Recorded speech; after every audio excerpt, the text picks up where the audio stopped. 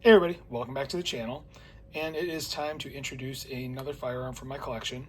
And this is actually one that I have recently acquired and one that's been on my list to buy for a while. It is a Glock 30, and this one is not just any Glock 30. This one has been customized by Fragout Firearms. If you're not aware, he does some amazing stippling and laser etching and awesome design patterns, things like that. You can check out his website.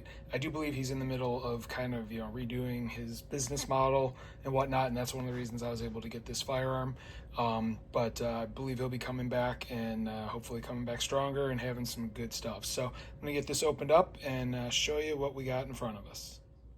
All right, so here it is. This is basically a Gen 4 Glock 30. Again, if you're not familiar, Glock 30 is basically a Glock 19 sized 45. Comes, this one came with 3 10-round mags, and as you can see, looking at the grip, this has been laser stippled by Fragout, so it's been changed here, and also where the gas pedal would be, some stippling has been added on both sides. So very cool. This is actually the first true Glock I've ever owned. I've only pretty much done clones up to this point, and the 30 it's been one that's been on my to get list for a long time, as I'm a fan of 45 ACP, which you will see that in future videos.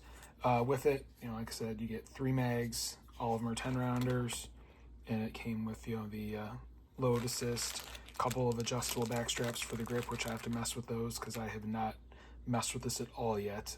Just got it recently.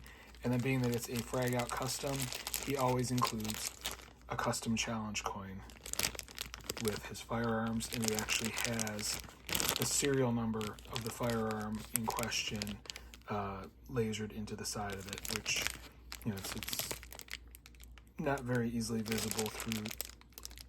You can kind of see it there. Not very easy to see through the plastic and whatnot, but does come with that. So plans for this firearm, I'm pretty much going to do what I do with all my other stuff.